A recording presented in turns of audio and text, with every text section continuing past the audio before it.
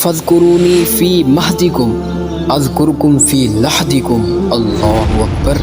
تم اپنے نرم بستر میں مجھے یاد کرو گے تو میں تمہیں تمہاری قبر میں یاد کروں گا۔ تم میرے بن جاؤ میں تمہارا بن جاؤں گا۔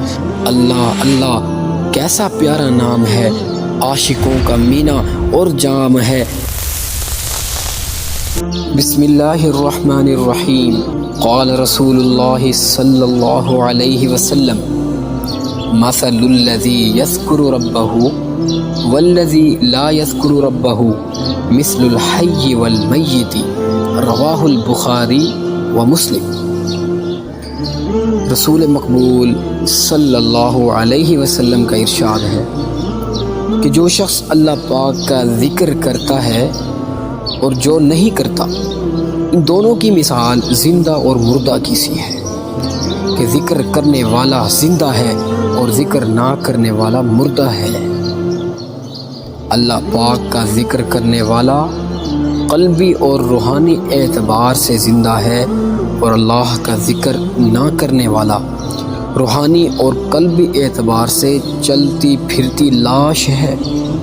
قرآن میں اللہ پاک ارشاد فرماتے ہیں فَاذْكُرُونِي أَذْكُرُكُمْ، تم مجھے یاد کرو میں تمہیں یاد کروں گا۔ اس آیت کی تفسیر یہ ہے فَاذْكُرُونِي فِي مَهْدِكُمْ أَذْكُرُكُمْ فِي لَحْدِكُمْ۔ اللہ اکبر۔ تم اپنے نرم بستر میں مجھے یاد کرو گے تو میں تمہیں تمہاری قبر میں یاد کروں گا۔ ان دونوں لفظوں میں اللہ پاک نے زندگی کی حقیقت سمجھا دی۔ کتنے پیار بھرے انداز میں اپنے بندوں کو اللہ پاک سمجھا رہے ہیں۔ اگر اب بھی ہمیں سمجھ نہیں آتی تو یہ ہماری بدبختی ہے۔ کیا فرماتے ہیں؟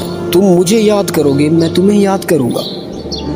اتنا بڑا اللہ، اتنے بڑے کریم اور رحیم، کائنات کو چلانے والے، انسانوں کو پیدا کرنے والے، چرند پرند سب کو کھلانے والے، رزق عطا کرنے والے، اتنے بڑے بادشاہ، پھر بھی ہم جیسے انسانوں کو وہ اللہ یاد کرتا ہے جو اس کی مخلوق ہے۔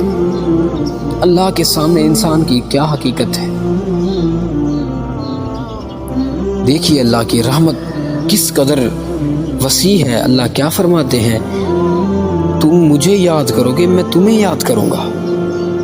تم مجھ سے محبت کرو گے میں تم سے محبت کروں گا۔ اگر تم میری اطاعت کرو گے تو مخلوق کو تیری اطاعت پر لگا دوں گا۔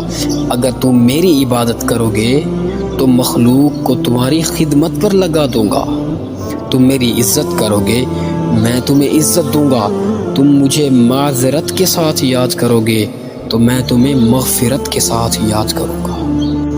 تم میرے بن جاؤ میں تمہارا بن جاؤں گا۔